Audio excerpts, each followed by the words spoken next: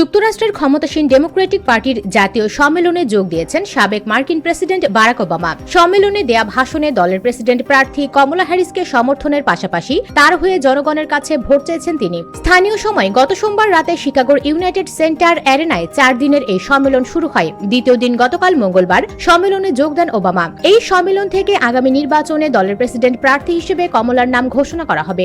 সম্মেলনে দেয়া বক্তব্যে ওবামা বলেন, মার্কিন প্রেসিডেন্ট হিসেবে কমলা হ্যারিসের একটি নতুন অধ্যায়ের জন্য প্রস্তুত যুক্তরাষ্ট্র। তবে রিপাবলিকান প্রার্থী ডোনাল্ড ট্রাম্পকে হারিয়ে কমলার জয় ছিনিয়ে আনা যে কঠিন হবে সেটা নিজ মুখে স্বীকার করেছেন ওবামা। তবে বিশ্বাস করা যায় এমন একটি আমেরিকার জন্য লড়াই করার পাশাপাশি কমলার পক্ষে ভোট দিতে জনগণের প্রতি আহ্বান জানান তিনি। ওবামা বলেন, ডোনাল্ড ট্রাম্প ক্ষমতাকে নিজের স্বার্থ উদ্ধারের মাধ্যম ছাড়া আর কিছুই ভাবেন না। আমাদের আর 4 বছরের ধোঁয়াশা, হট্টগোল ও বিশৃঙ্খলার দরকার নেই। আমরা এই মুভি আগেই দেখে ফেলেছি আর আমরা সবাই জানি যে সিকুয়েল সাধারণত খারাপ হয়। আমেরিকা নতুন অধ্যায়ের জন্য প্রস্তুত, নতুন গল্পের জন্য প্রস্তুত। আমরা প্রেসিডেন্ট কমলা হ্যারিসের জন্য প্রস্তুত। এই দিন মঞ্চে উঠে 1.5 ঘন্টা কথা বলেন 63 বছর বয়সী ওবামা। কমলা হ্যারিসের পেছনে বেশ শক্তভাবেই দাঁড়িয়েছেন তিনি। 1.5 ঘন্টার ভাষণে বর্তমান প্রেসিডেন্ট জো বাইডেনেরও বেশ প্রশংসা করেন এই সাবেক প্রেসিডেন্ট। প্রাক নির্বাচনী জরিপে হ্যারিস জাতীয়ভাবে ডোনাল্ড ট্রাম্পের চেয়ে বেশি জনপ্রিয়। নির্বাচিত হলে তিনি আমেরিকার ইতিহাসে প্রথম নারী প্রেসিডেন্ট হবেন। তবে মার্কিন নির্বাচনের ফলাফল নির্ভর করবে